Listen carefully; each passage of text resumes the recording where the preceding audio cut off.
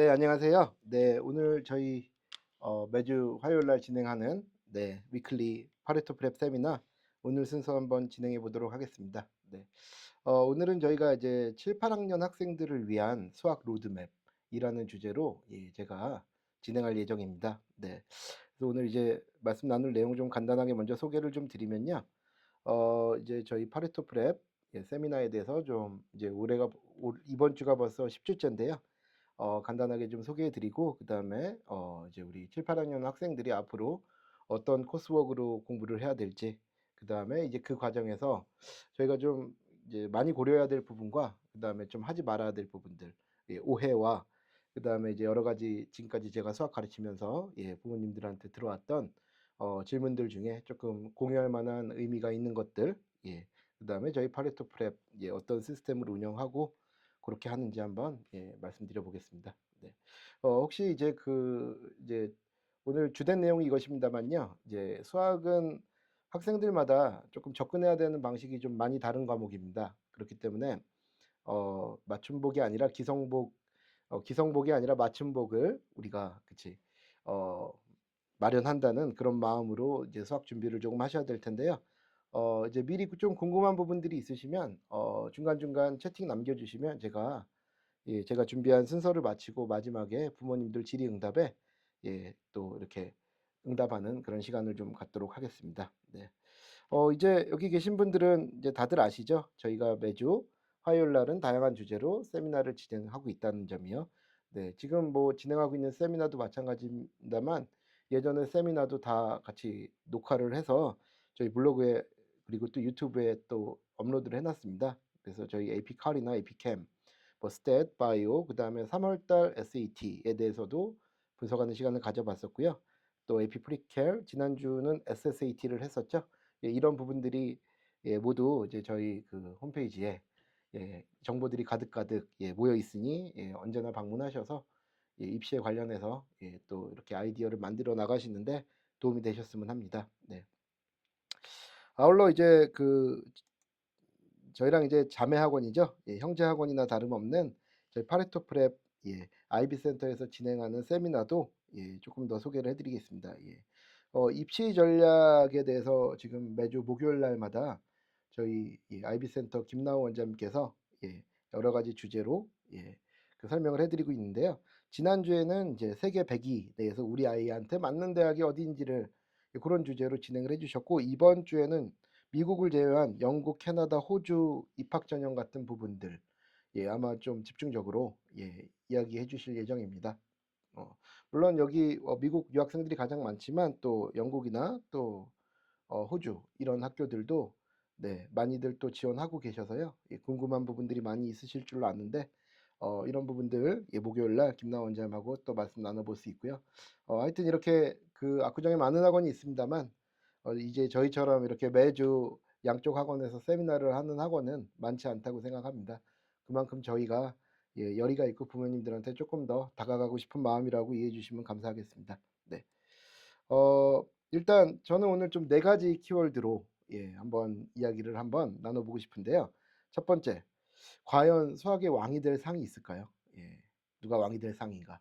네, 이런 좀 도발적인 질문이긴 한데 한번 좀 같이 생각해 보면 좋을 것 같고요. 아까 모두에 말씀드린 바와 같이 기성복이 아닌 맞춤복인데 우리한테 딱 맞는 그런 맞춤복은 과연 어떻게 장만할 수 있을지 저와 같이 한번 말씀 나눠보겠습니다. 그다음에 한국 수학이나 AMC에 대해서도 꽤 질문이 많으신 편인데요. 이런 부분에 대해서도 제가 조금 생각하는 바를 가감 없이 전달해 드리도록 하겠습니다. 네. 일단 한번 생각해 보시죠. 네. 그 7, 8학년들 제가 대상으로 항상 세미나를 할 때 드리는 말씀이 그렇습니다. 이제 공자가 한 말이죠. 이제 삼락. 군자의 세 가지 즐거움에 대해서 이야기를 했는데요.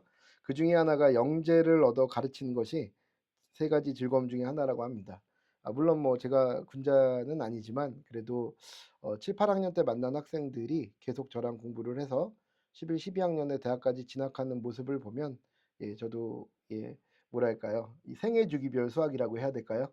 네, 아이들 이 구비구비마다 수학 공부할 때 함께 했다는 면에서 또 이렇게 그냥 남 같지 않고 늘 조카나 자식같이 느껴지는 그런 부분들이 있는데요.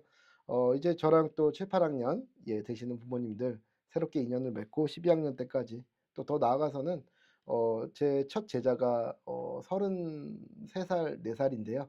예, 그런 친구들이 이제 여전히 연락이 옵니다. 네. 결혼한 친구도 있고요. 예, 그래서 아이들이 이렇게 졸업하고 또 성장하는 과정을 지켜보는 것도 또 이런 교육업계에서 일하는 보람 중에 하나라고 생각을 합니다. 네. 일단 한번 생각해 보시죠. 수학의 왕이 될 상이 있을까요? 네. 어디서 많이 보던 얼굴이죠. 예. 요즘에 좀 유행하는 AI를 이용해서 한번 수정을 해 봤습니다. 네. 저는 개인적으로 왕이 될 상은 당연히 있다고 생각합니다. 네. 우리가 태어날 때서부터 감수성이 유달리 풍부한 학생들도 있고 또 어떤 학생은 운동의 소질을 보이는 학생들도 있죠. 예, 당연히 수학이라고 해서 그런 소질이 없는 학생이 없을 리가 없습니다. 당연히 수학의 왕이 될 상은 있습니다. 네. 어떤 학생들은 제가 이렇게 지금도 그런 학생들이 있는데요. 이 아이는 정말 무엇을 먹고 어떤 유전자를 받았기에 이렇게 어린 나이에 훌륭하단 말인가 그런 생각이 드는 경우가 당연히 있습니다. 그래서 분명히 수학의 왕이 될 상은 있는데요. 문제는 그 왕을 요구하지 않는다는 게 이 미국식 수학 커리큘럼의 특징입니다. 그러니까 무슨 말씀이냐? 자, 수학의 왕이 될 학생들은 그렇죠. MIT 가면 되고요. 예, 그런 학생들은 피직스나 엔지니어링을 하면 됩니다. 네. 그런데 이제 이 사회에는 다양한 사람들이 있고 또 수학을 필요로 하는 여러 가지 층위가 있기 때문에 모든 학생들한테 왕을 요구하지 않는다는 것입니다. 네.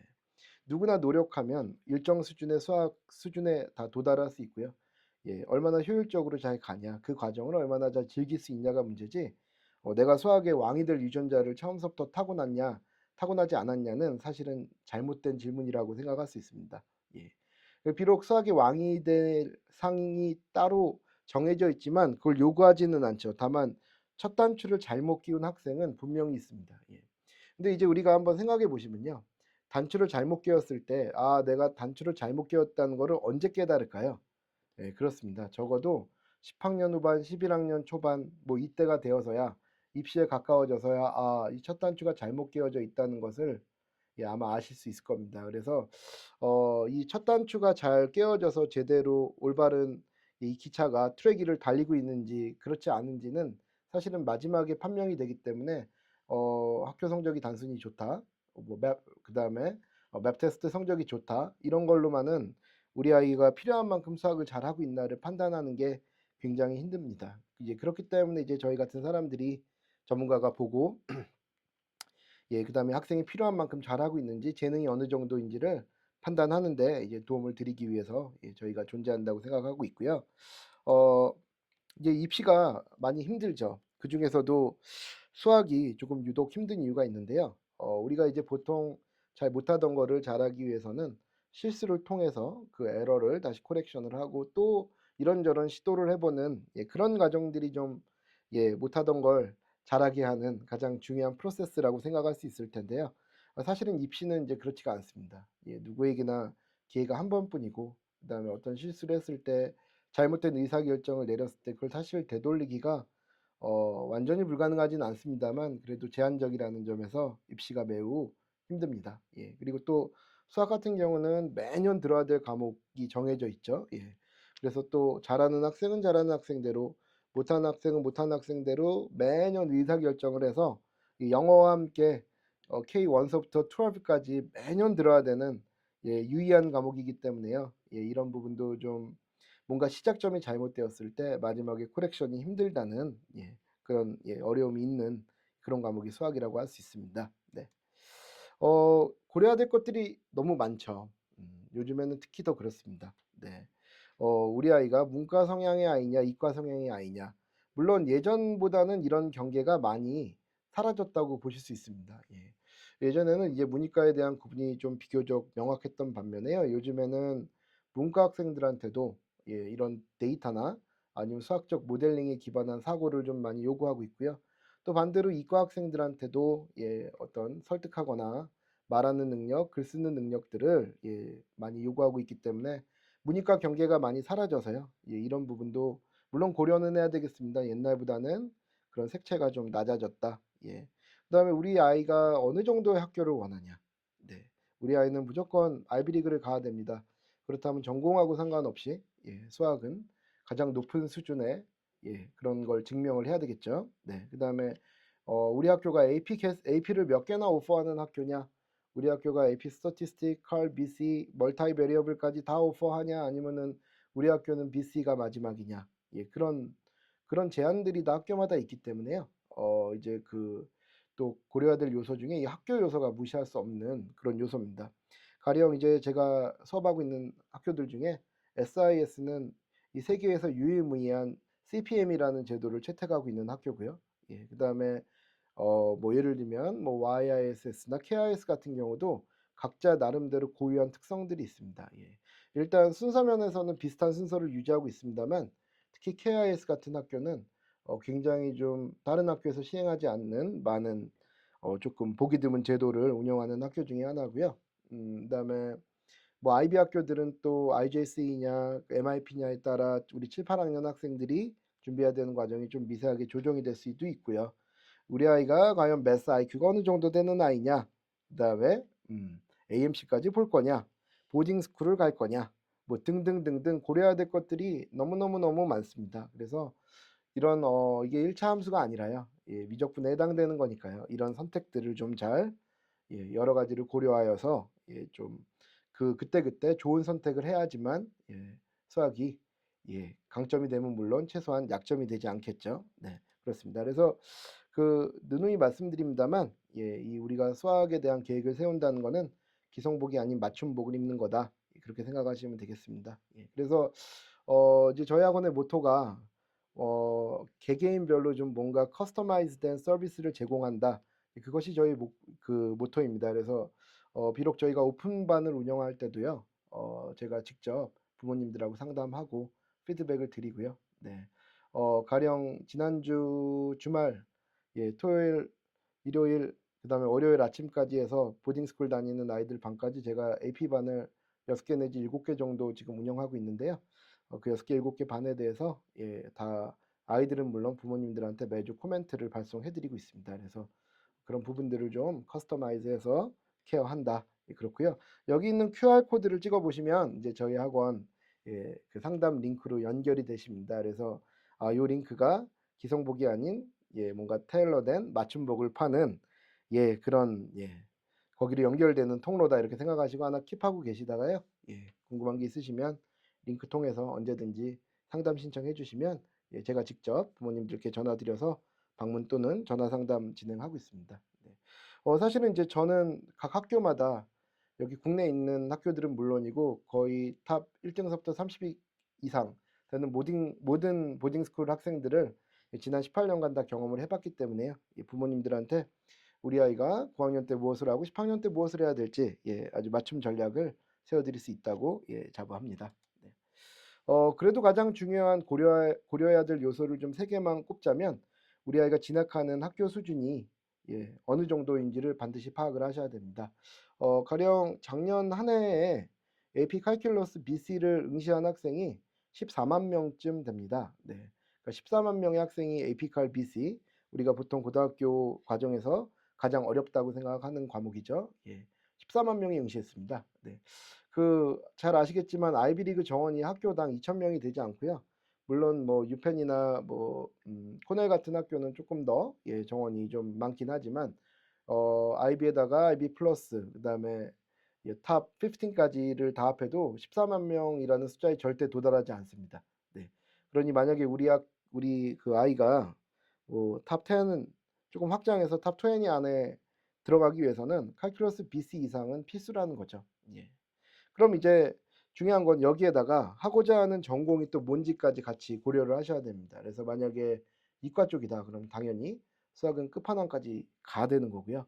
문과라고 하더라도 이게 사회과학이냐 아니면은 인문학이냐에 따라 또 수학해야 되는 레벨이 조금 결정되긴 합니다.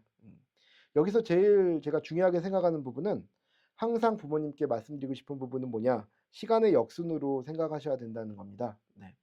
나는 열심히 무언가를 계속 했는데 마지막에 원서 쓸 때 보니까 무언가가 돼 있지 않다. 이거만큼 안타까운 그 사연들이 없죠. 그러니까 반대로 생각하셔야 됩니다. 지금 이번 여름에 우리 아이가 뭘 해야 될지는 예. 우리가 그런 계획을 세울 때 가장 중요한 것은 내가 12학년 원서를 쓰는 시점에 내가 수학을 어느 정도까지 이 원서에 반영이 되고 싶은지를 그걸 먼저 생각해 보시고 11, 12 전에 11, 19, 8, 7을 결정하셔야 된다는 이 부분, 시간의 역순으로 생각하셔야 된다는 부분을 제가 아마 오늘 세미나 중에 제가 드리는 말씀 중에 가장 중요한 두 가지 중에 하나가 바로 시간의 역순으로 생각하자는 겁니다. 네. 굉장히 어떤 유명한 야구 감독이었는데요. 이런 얘기를 좀 하더라고요. 내가 이 게임을 이기기 위해서는 9회에 반드시 이 투수가 나와서 마무리를 해야 된다. 그럼 9회에 이 투수가 나와서 마무리를 하기 위해서는 8회에는 누가 나와야 되고 7회에는 누가 나와야 되고 선발 투수는 적어도 몇 이닝을 버텨줘야 될지를 생각하면서 전체 게임을 운영한다고 하시더라고요. 제가 그 얘기를 듣고 아, 야구도 입시와 다르지 않구나라는 거를 제가 다시 한번 느꼈습니다. 그래서 항상 내가 그리고 싶은 마지막의 모습을 기준으로 해서 지금 무엇을 해야 될지가 결정이 된다는 이 부분을 제가 꼭 강조드리고 싶습니다. 네. 일단은 좀 일반적인 코스웍을 먼저 좀 말씀을 드리겠습니다. 일단 보통 저희 학원에서 제공하는 수업은 프리 알지브라는 하지 않고요. 알지브라 원서부터 시작을 합니다. 그래서 알지브라 1, 지오메트리, 알지브라 2, 그 다음에 프리칼 혹은 AP 프리칼큘러스 보통 이렇게 진행이 되죠. 네. 이제 여기까지가 AP 이전의 과정이라고 생각하시면 되겠고요. 저희가 알지브라 2나 프리칼큘러스 같은 과목은 또 이전에 또 따로 세미나를 진행을 했기 때문에 그런 부분을 조금 참고해 주시면 좋을 것 같고요. 물론 이제 이거는 일반적인 얘기고 또 여기에서도 베리에이션이 많이 들어갑니다. 그래서 만약에 우리 아이가 이번에 보딩스쿨을 지원하는 학생이다. 그렇다면 9학년이지만 반드시 프리칼 이상을 좀 노리는 걸 권해드리고 싶고요. 그 다음에 또 학교에 따라서 어떤 학교는 무조건 7학년 지오메트리, 8학년 알지브라 1이 정해져 있는 학교도 있고요. 8학년 알지브라 1, 9학년 지오메트리가 정해져 있는 SIS 같은 학교도 있기 때문에 우리 학교가 어떤 팔로스를 갖고 있는지를 좀 잘 보셔야 되고 일반적인 순서는 이러하나 여기서 베리에이션이 굉장히 많다는 부분을 조금 이해해 주셔야 됩니다. 또 하나 추가적으로 말씀드리고 싶은 부분은 일부 학교들은 또 썸머스쿨을 또 오픈해 주는 학교가 있죠. 그래서 가장 문제가 되는 과목은 요 지오메트리입니다. 지오메트리. 요 지오메트리를 하이스쿨에 하고 싶지 않다 그런 부모님들이 굉장히 많은데요. 지오메트리라는 과목이 다른 학문에 비해서 좀 다른 과목에 비해서 양이 굉장히 적은 편인데 그걸 1년 동안 배운다는 게 조금 약간 낭비라고 생각하셔서 그 지오메트리를 조금 빨리 스킵하는 그런 걸 원하시는 학생이나 부모님들이 많이 있고요. 또 거기에 발맞춰서 학교들도 그런 제도를 일부분 또 운영하는 학교가 있기 때문에 이런 부분들에 대해서 조금 숙지가 잘 돼 있으셔야 된다. 그렇습니다. 그래서 일단은 이 경우는 이제 이런 순서로 진행한다. 네. 그렇게 일단 AP 전에는 그렇게 이해해 주시면 되겠고요. 그다음에 아주 일부분이지만 지오메트리와 알지브라의 순서를 바꿔서 진행하는 학교도 없지는 않습니다. 네. 특히 미국에 있는 동부에 있는 학교들 중에 그렇게 알지브라 2와 지오메트리를 바꿔서 진행하는 학교도 일부분 있으니 이 부분도 조금 면밀하게 보셔야 되는 부분이다 말씀드리고 싶고요. 자, 그 다음에는 이제 당연히 AP 레벨의 수학이 기다리고 있죠. 네. 그래서 A, B, BC, 그 다음에 스태티스틱, 그 다음에 그 밖에 이제 이런 스탠다드한 학교 커리큘럼은 아니지만 컬리지 매스라든가 경시대회 이런 부분들도 고려하시는 학생들이 좀 있죠. 네. AB하고 BC는 원래 디자인 돼 있기로는 AB를 한 다음에 BC를 하게끔 이렇게 2년짜리 코스로 원래는 디자인이 돼 있는데요. 이제 많은 학교들에서 AB와 BC를 선택하게 하는 그런 제도를 채택하는 학교가 대부분이죠. 그래서 가령 뭐 SIS 같은 경우는 12학년 때 AB냐 BC냐를 좀 결정하고요. 그 다음에 Y 같은 경우도 맞습니다. Y 같은 경우도 거쳐서 갈 수도 있고 아니면은 한 번에 갈 수도 있는 프리칼 성적을 보고 그렇게 또 판단하기도 하죠. 네. 뭐 날튼이나 뭐 세인폴 같은 학교도 마찬가지인데요. 굉장히 독특한 게 이제 KIS 같은 학교는 KIS 판교 같은 경우는 이 A와 BC를 선택하는 기준이 조금 다른 학교랑은 좀 다릅니다. 그래서 만약에 우리 부모님 중에 KIS 부모님 계시면 이런 부분은 조금 면밀하게 상담받고 진행하시길 그렇게 바라고요. 그다음에 스태티스틱은 계통상으로는 제가 A, B, B, C 스탯 이렇게 말씀드렸습니다만 AB와 스태티스틱을 같이 하는 경우도 많고요. BC와 스태티스틱을 같이 하는 경우도 있습니다. 더블 매스로. 아니면은 순서를 바꿔서 스태티스틱을 먼저 하고 BC를 하는 경우도 있죠. 이제 우리가 기본적으로 스태티스틱은 어 저희 수학이랑은 조금 결이 다른 그런 과목이기 때문에요. 사실은 프리칼 이상만 들으면 스태티스틱은 언제 들어도 어느 과목하고 더블 매스가 돼도 상관없는 과목이기 때문에 이 스태티스틱은 조금 다소 독립적이다. 다만 이 부분도 학교에서 자기네들이 갖고 있는 고유한 팔러시가 있는 경우가 좀 있기 때문에 이런 부분도 조금 고려하셔서 진행하셔야 됩니다. 예. 그러니까 제가 지금 어디까지나 드리는 말씀은 일반론으로 말씀을 드리는 건데요. 자꾸 누누이 말씀드립니다만 기성복이 아니라 맞춤복이기 때문에 이런 토대 아래 우리 학교가 어떤 프로세스로 수학을 제공하고 있고 그다음에 나한테 가장 적합한 고학년 때 내가 어느 과목으로 시작해야 되는지 그런 부분들 어떤 경로로 나가야 되는지 반드시 반드시 저희 파레토 프랩 저 김기정 원장이랑 상의를 하셔서 진행을 하셔야 시행착오가 없으시죠. 네, 그래서 4년간의 계획을 한꺼번에 짜놓는 거다 이렇게 생각하시면 되겠습니다. 네, 그다음에 조금 더 말씀을 좀 드리면요, 학교에서 진행되는 이 수학 과목들하고 별개로 또 그거에 맞춰서 또 시험을 또 봐줘야 되는 부분들이 있습니다. 그래서 테스트 프리퍼레이션 파트도 이제 굉장히 중요하게 저희가 고려해야 되는 부분인데요. 일단 그냥 수준별로만 놓고 생각을 하면 SAT 매스가 가장 쉽죠. SAT 매스는 대략 70%, 80% 정도가 알gebra 2에서 출제가 되고요. 그다음에 나머지 20% 정도는 뭐 스태티스틱 같은 파트, 물론 지오메트리까지 포함해서 지오메트리와 알gebra 2가 대략 80%, 그리고 AP 스탯 초급 레벨, 물론 스탯만큼 깊이 들어가진 않지만 기본적인 아이디어를 물어보는 그런 문제가 한 20% 정도 출제가 됩니다. 그래서 저희가 일단 생각해야 되는 게 이 SAT 매스인데요. SAT 매스가 최근에는 750까지는 좀 쉽게 나오지만 800은 잘 안 나오는 그런 구조로 좀 바뀌었습니다. 네. 44문제 중에 4문제는 채점이 안 되고요. 이제 40문제만 갖고 점수를 매기는데요.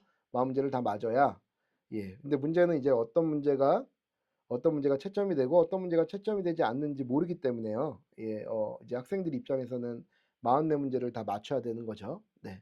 어쨌든 750까지는 좀 쉽게 갈 수 있지만 마지막 두세 문제가 굉장히 최근에 까다롭게 나오기 때문에 이런 부분도 좀 고려를 하셔야 되는데요. 저는 적어도 9학년 마친 시점에는 10학년 올라가는 시점에 SAT 매스를 끝을 내야 된다. 그런 입장입니다. 그래야 이제 앞으로 AP 과목들을 운영하거나 아니면 또 SAT가 영어까지 같이 구성되어 있기 때문에 영어에 조금 더 집중할 수 있는 시간적인 여유가 되겠죠. 그래서 일단 SAT 매스는 적어도 9학년에서 10학년 올라가는 시점에 마무리를 좀 하자. 완벽한 마무리는 아니라도 750점 이상을 만들어 놓고 그 다음에 영어가 마무리되는 시점에 조금 더 마무리를 해서 정리를 해서 적어도 10학년 9학년 후반이나 10학년 초반에는 끝낼 수 있는 그런 토대를 마련해야 되겠고요. 그 다음에 슈퍼스코어라는 제도가 있기 때문에 대부분의 학교가 다 슈퍼스코어를 채택하고 있습니다. 그렇기 때문에 여러 개의 시험 중에서 영어 하나 수학 하나를 떼서 높은 점수끼리 슈퍼스코어를 만드는 게 가능하니까요. 이런 부분들도 좀 잘 활용하셔서 잘 활용하셔서 그 SAT 매스를 조금 속도감 있게 준비하시는 것을 조금 권해드리고 싶고요.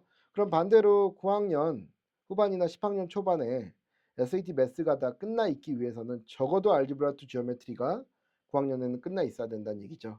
그런 학생들을 대상으로 지금 가정하고 말씀드리는 거라는 점 인지해 주시면 감사하겠고요. 그 다음에 AP 프리칼이라는 시험이 작년에 생겼습니다. 작년 2024년 5월에 처음으로 시행이 돼서 이제 올해 이제 다음 달이죠. 다음 달에 이제 5월 12일인가요? 그때쯤 이제 두 번째 시험이 있는데요. 대략 한 70% 이상 정답을 맞추면 5점이 나오는 그런 과목이고요. 작년에는 대략 26%였나요? 26%. 제가 26인지 28인지 지금 잠깐 헷갈리는데 20% 후반대가 이제 5점을 가져가는 비율이다. 이렇게 생각하시면 되겠습니다. 그래서 에피프리칼 요런 시험이 생겼고 작년에 하는 응시생이 거의 10에서 20만 명 사이였는데요. 거기 10만 명대 후반. 그러니까 작년에 에피칼 BC보다도 응시생이 많았던 과목입니다. 그래서 내가 만약에 우리 학교가 에피프리칼을 시험을 보고 싶은데 우리 학교가 프리칼 그냥 일반 프리칼만 제공하고 에피프리칼을 제공하지 않는 경우도 있을 수 있는데요. 그런 부분에 만약에 그런 경우라면 저희한테 따로 문의를 주시면 저희가 에피 시험을 응시할 수 있는 방법이 뭔지 안내해 드리도록 하겠습니다. 그 다음에 이제 당연히 에피칼 AB, BC를 봐야 되겠죠. 네. 물론 뭐 제 의견에 동의하지 않는 수학 선생님들도 계실 수도 있겠지만 저 개인적으로는 수학은 미적분을 공부하기 위해서 지난 10년 동안 배운 거다. 그렇게 생각합니다. 그래서 미적분이 그만큼 수학에 꽂히기도 하고요. 가장 수학에 있어서 아름다운 학문 중에 하나죠. 우리가 앞에서 배웠던 프리칼큘러스나 알지브라 2 이런 과목들은 다 칼큘러스 미적분을 공부하기 위한 뭔가 좀 전 단계라고 생각을 하시면 되겠습니다. 그래서 에피칼 성적이 실제로 GPA도 그렇고 그 다음에 테스트 성적도 가장 수학 성적을 판단할 때 수학 실력을 판단할 때 가장 비중이 큰 과목이기 때문에요. 이 과목에 대해서는 좀 더 철저한 대비가 있어야 된다. 네. AB와 BC 중에 뭘 선택해야 되냐는 질문 가장 많이 해주시는데요.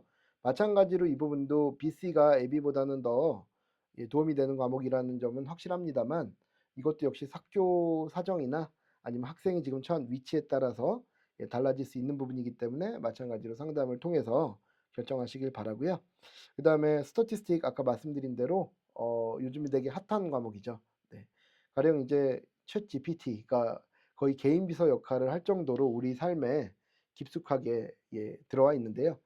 이런 챗 GPT가 언어 회귀 모델이라고 하죠. 바로 통계 모델입니다. 그래서 기존의 AI를 학습하던 방식하고 완전히 새로운 방식으로 지금 인공지능 이런 부분들이 좀 진행이 되고 있는데 그 기반은 스태티스틱이고요. 데이터 사이언스 같은 과목들이 요즘에 되게 각광받는 직업이고 또 전공이기 때문에 에피 스태티스틱도 부모님들이 4년간의 로드맵을 짤 때 반드시 고려하셔야 되는 과목이다. 이렇게 생각하시면 되겠습니다. 네.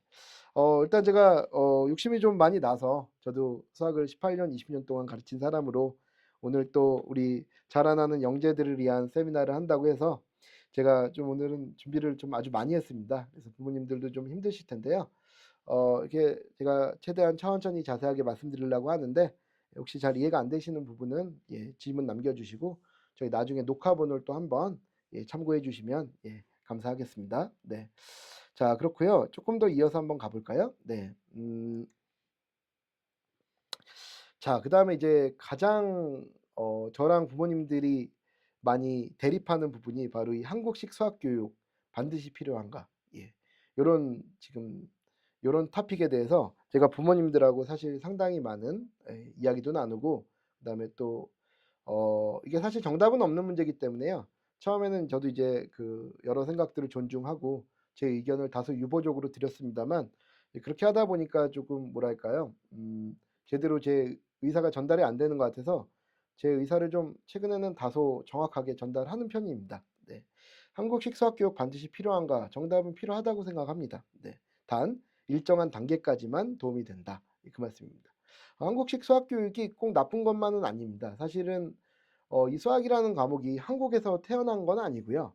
당연히 수입된 학문이기 때문에 우리가 본류라고 얘기할 수는 없죠. 한국이 당연히. 이제 다만 뭐 미국이나 영국 쪽 수학이랑 분명히 좀 다른 흐름으로 수학 교육이 이루어지고 있는 부분이 있기 때문에요. 그 안에서 장점을 취하면 되는 문제라고 생각을 합니다. 이제 가령 첫 번째가 연산 능력을 향상시키는데 한국 수학만큼 좋은 게 없습니다.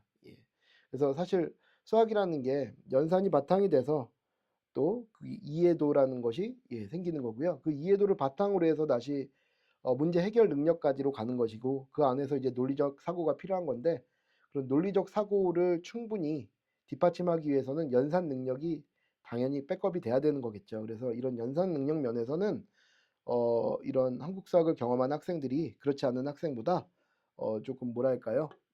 확실히 유리한 부분이 있습니다. 네.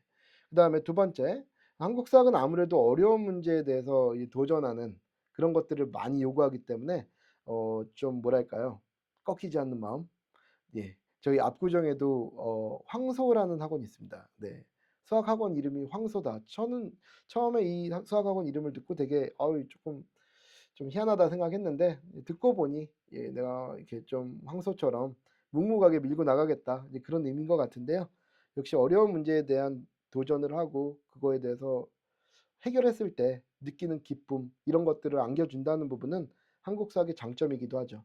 물론 이 과정에서 좀 다소 소모적이기도 하고, 그다음에 모든 학생들한테 그런 능력을 요구하는 건 아니니까요. 예. 그래서 조금 뭐 그것도 역시 또 뭐랄까요? 또 개인에게 개인 상황에 맞는 그런 또 고려가 또 있어야 될 거라고 생각하지만, 분명한 것은 수학을 공부하는 데 있어서 이런 어려운 문제에 도전하고 또 성공과 실패를 하는 과정에서 학생들은 성장한다고 생각합니다. 그런 부분에서는 도움이 된다고 생각하고요. 사고력 중심의 학습이죠, 아무래도. 네. 그래서 좀 뭐랄까요? 저는 이제 이렇게 비유를 하는데요. 한국 수학은 좀 높이뛰기에 가깝다. 네. 대신 미국 수학은 좀 약간 허들 경기랑 비슷하다. 예, 저는 이제 그렇게 표현을 하는데, 어쨌든 좀 높은 사고력 이런 부분들을 좀 요구하기도 합니다. 그래서 일정한 단계까지는 분명히 도움이 되지만 이제 문제도 있죠. 예, 어떤 문제가 있는지 한번 말씀을 좀 나눠 보면요. 첫 번째로 지향하는 바가 좀 달라집니다. 네. 아마 제가 이런 그림을 지금 여기다가 얹어 놓은 이유를 짐작하시겠지만, 당연히 왼쪽에 있는 게 한국 수학 방식이라고 생각하시면 되겠습니다. 네. 굉장히 뭐가 많죠. 외워야 될 것도 많고, 그다음에 좀 뭐랄까요? 수학 그 자체, 수학 그 자체의 좀 아름다움이랄까요? 그런 걸 추구한다면 좀 이쪽 영미 쪽의 수학은 좀 지향하는 바가 다릅니다. 물론 수학적인 지식도 매우 중요한데 그거에 대한 적용도 상당히 중요하죠. 네. 우리가 간단한 삼각함수, 사인, 코사인, 탄젠트를 배우면 그걸 갖고 타지마할의 높이도 구해보고요. 그다음에 저 태풍의 경로가 어떻게 될지, 내가 축구공을 차면 저 축구공이 언제 가장 높은 점, 피크에 도달해서 언제 다시 그라운드로 떨어질지, 그다음에 우리 코로나 환자가 어떤 방식으로 어떤 모델링으로 지금 늘어나는지, 그걸 갖고 또 우리 환자 수를 예측할 수도 있고요. 이런 부분들이죠. 그러니까 뭐냐면은 수학적인 원리를 배우면 그거를 우리가 반드시 우리를 둘러싸고 있는 여러 가지 세상의 문제들을 분석하는데 수학을 도구로 활용하는 걸 더 강조한다는 면에서 지향하는 바가 조금 다르다고 할 수 있습니다. 실제로 이제 나중에 AP 쪽 문제들을 좀 한번 보실 기회가 있으시면 아마 극명하게 드러날 텐데요.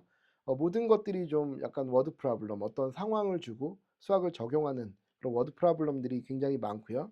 특히 우리 AP 쪽도 그렇습니다만 IB 하는 친구들은 이런 문제에 대해서 더 깊은 고민을 좀 하셔야 합니다.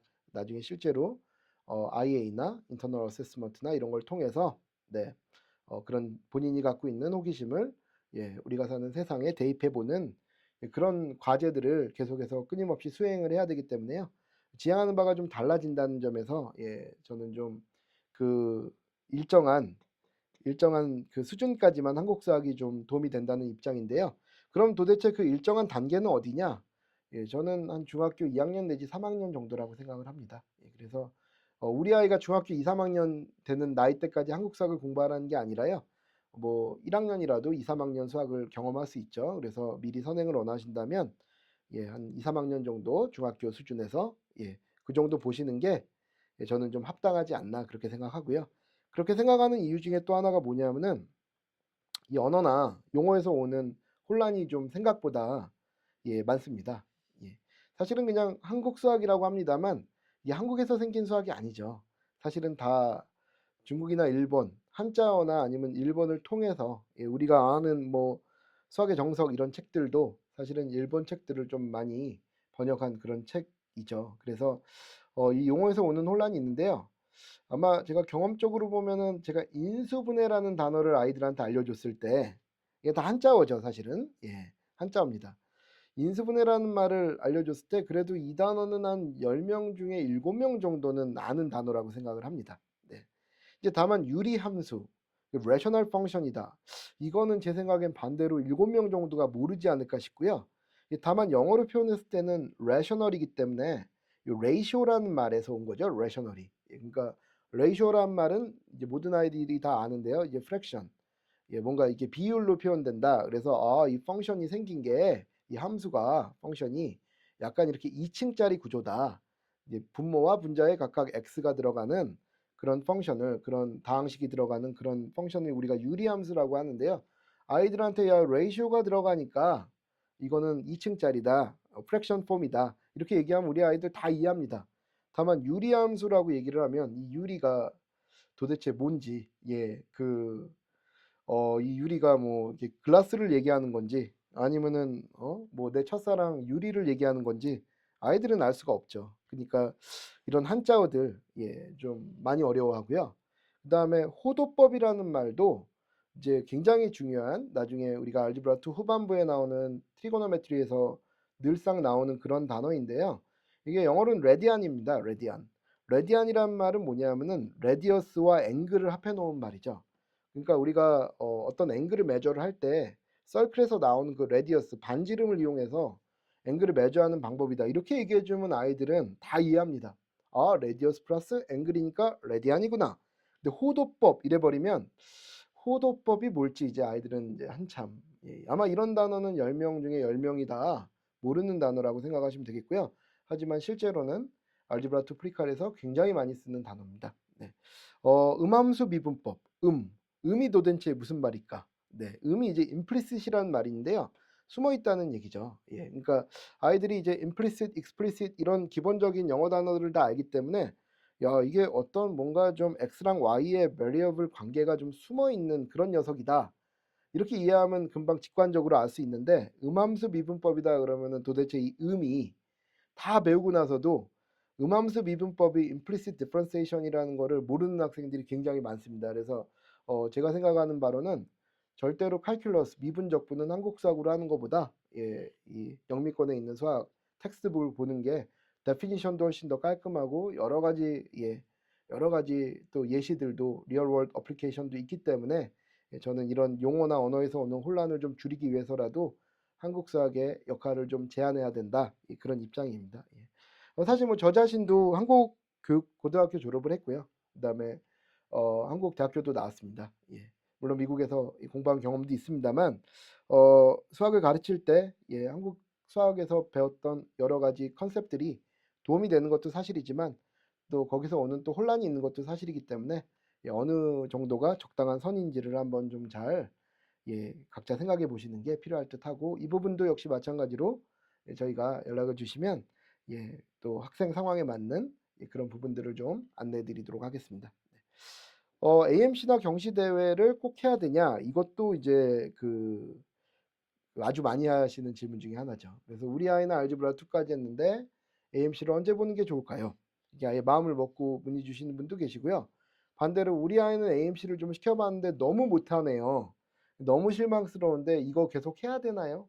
이런 반대에 또 질문하시는 분도 있죠. 네. 그래서 AMC 같은 경우도 물론 수학형 시대가 AMC만 있는 건 아닙니다만 AMC가 그 다음에 뭐 에임이나 아니면 우사모나 뭐 그 다음에 뭐 올림피아드까지 연결되는 그런 계통이 있는 역사와 좀 뭐랄까요 체계가 있는 시험이기 때문에 보통 부모님들이 경시대에는 AMC를 많이 선택을 하고요. 그 다음에 뭐 매스 캥거루라는 대회도 있죠. 호주에서 나왔던 대회인데요. 처음에 그것도 전 세계적으로 많이 봅니다. 그래서 제 학생 중에도 지금 저랑 매스캥거루를 준비하는 학생들도 있는데요. 일단은 이런 AMC 먼저 기준으로 말씀드리면 모든 학생들이 봐야 한다면 그거는 by definition 경시대회가 아니겠죠. 경시대회라는 건 수학이 재능이 있는 학생 일부분을 뽑아서 그 학생들의 능력을 검증하는 시험이기 때문에 당연히 응시생 자체가 적을 수밖에 없는 거고요. 그다음에 여기서 측정하는 수학의 능력이라는 것도 학교 GPA를 높이는 그런 수학하고는 좀 능력치가 많이 다릅니다. 굉장히 순간적으로 어떤 해법을 생각해내는 순발력이나 폭발력도 좀 있어야 되고요. 그다음에 여러 가지 방법이 있을 텐데 그 문제에 접근하는 그 중에 가장 효율적인 방법을 또 선택해야 되기도 합니다. 그래서 뭐 모든 수학을 다 A로 마치고 학교에서 1등 하는 학생이라고 해서 거기서 발휘된 능력이 AMC에서도 똑같이 발휘된다는 보장이 없기 때문에요. AMC는 좀 맞는 학생인지 아닌지를 처음에 잘 한번 판별을 받아보시고 이 AMC를 준비할 만한 재능이나 아니면 자질을 갖고 있는 학생을 대상으로 저희가 좀 보통 수업을 하는 편입니다. 네. 그 다음에 이 시험의 속성상 all or nothing이죠. 예, 무슨 말씀이냐면은 통과해서 크레딧을 메달을 받을 수 있으면 너무 좋은 거고 아니면 아무것도 또 남는 게 없는 거기 때문에요. 기본적으로 이 게임의 속성이 뭔가 좀 점진적으로 베네핏을 페이오프가 좀 주어지는 그런 게 아니라 좀 all or nothing 구조이기 때문에요. 처음에 시작할 때 조금 판단을 좀 잘 하셔야 된다. 예, 그런 부분을 말씀드리고 싶고요. 그 다음에 이제 제가 경험적으로 좀 보면 이게 시작점에서 그렇게 많이 올라가는 시험이 점수가 많은 향상이 있는 시험이 아닙니다. 가령 MC10 같은 경우를 좀 기준으로 말씀을 드리면 적어도 뭐 한 15개 이상 가야 최근에는 이제 뭐 100점이 넘기 때문에요. 150점 중에 100점이 넘기 때문에 적어도 뭐 한 20개 가까이 가야 되는데요. 맞는 개수가. 만약에 시작점이 뭐 10개 미만이다. 그렇다면 공부를 많이 하더라도 좀 잘 안 올라가는 시험 중에 하나입니다. 그래서 적어도 12, 3개는 돼야 13, 4개는 돼야 나중에 끝날 때 16, 7개로 좀 갈 수 있는 여지가 생기기 때문에 제 생각으로는 처음에 시작할 때 면밀하게 좀 판단을 받아보셔야 되는데 그래도 어느 정도 좀 개수가 올라온 상태에서 진행을 좀 해주셔야 나중에 좀 마무리가 좀 쉽게 된다. 그 말씀을 좀 드리고 싶고요. 이제 다만 AMC는 8, 10, 12가 있어서요. 8 같은 경우는 8학년 이하에 있는 학생들, 그 다음에 10 같은 경우는 9학년과 10학년 학생들이 볼 수 있기 때문에 그래도 찬스가 한 번은 아니고 두 번은 됩니다. 그리고 10하고 12 둘 중에 또 선택해서 에이미 진출자를 가리는 그런 구조이기 때문에 물론 12로 에이미를 가는 것보다는 10으로 가는 게 훨씬 더 쉬운 선택이긴 합니다만 만약에 10에서 좀 다소 아쉬운 점수를 받은 학생들은 12를 또 도전할 수도 있기 때문에 찬스가 한 번이 아니라는 점은 조금 이제 그 다행인 점인데요. 그래도 시작점이 좀 중요하다 이렇게 말씀드리고 싶고 그 다음에 다만 최근에 좀 시험에 대한 공신력의 문제가 좀 있는 편이죠. 네. 저도 사실 이런 부분들은 같은 사교육계에 있는 사람으로서 참 부끄러운 일이라고 생각합니다만 이게 좀 부정한 일에 좀 많이 AMC가 좀 연루돼 있는 경우들이 좀 많아서요. 이런 부분들도 좀 시험 준비할 때 고려하셔야 되는 사항이다 정도로만 좀 말씀드리도록 하겠습니다. 네. 그다음에 이제 저희가 좀 마무리를 좀 한번 해보고 싶은데요. 제가 부모님들한테 드리고 싶은 가장 핵심적인 얘기는 이 이야기입니다. 네. 제가 기존에 있었던 훌륭한 학원들 거쳐왔지만 제가 이 학원을 파레토 프랩을 열고 제가 생각하는 바를 구현시키고자 노력을 하고 있는데요. 그 요체가 바로 뭐냐? 수학이 무엇일까? 저는 이제 그런 고민을 좀 많이 해봤습니다. 제가 아무래도 수학과 출신은 아니고요. 경제학과 출신으로 이렇게 약간 수학에 대해서 응용하는 또 그런 전공을 가졌다 보니까 과연 수학의 본질이 뭐고 수학의 요체가 무엇일까? 나름대로는 조금 아이들 가르치면서 고민을 많이 해봤는데요. 저는 이렇게 생각합니다. 뭐 수학을 갖고 뭐 여러 군데 이용할 수도 있고 수학이 갖고 있는 정말 유용성들이 많이 있죠. 뭐 그 자체가 아름답다고 생각하는 사람도 있고 이것이 어떤 의미 있는 또 현상들을 분석하고 또 예측하는 데 쓸 수 있기 때문에 의미가 있다 생각하는 사람도 있는데 뭐 어쨌거나 저는 이렇게 생각합니다. 방법론적으로 봤을 때 이 수학이란 무엇이냐?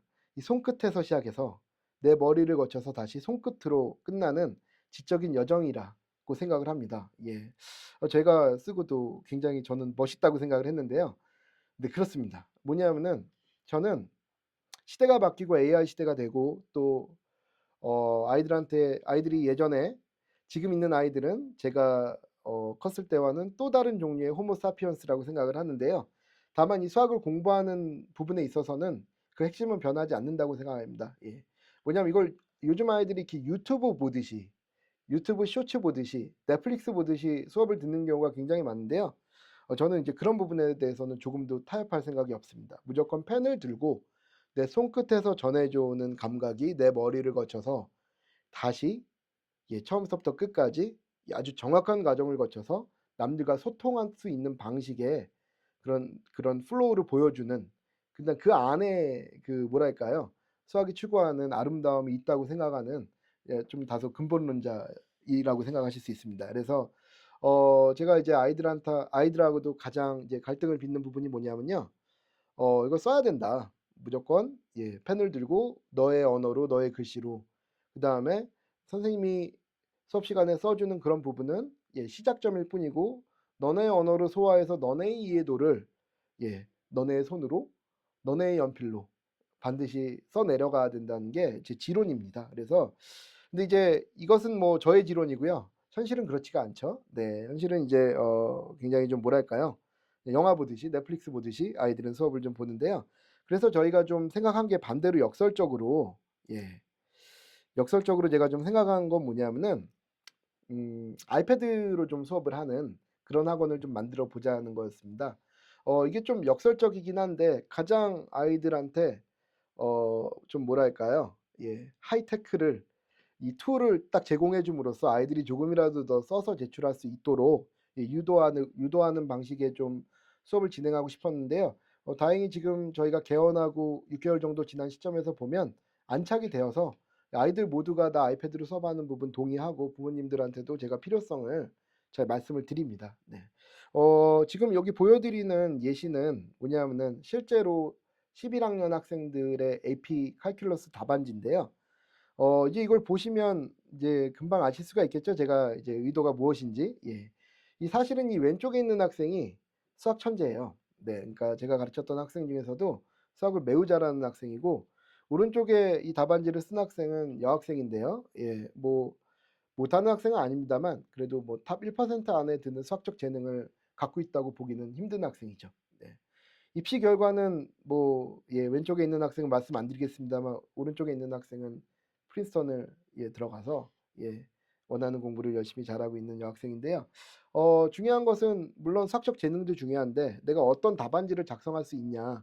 사실은 이 왼쪽에 있는 이 답안지를 작성한 친구가 이 오른쪽에 있는 답안지처럼 쓰기 위해서는 사실은 단기간에 가능한 게 아니고요. 이미 11학년쯤 되면 이러한 습관이나 뭐 이런 것들이 다 고착화돼 있어서 다시 태어나는 거 말고는 방법이 없죠.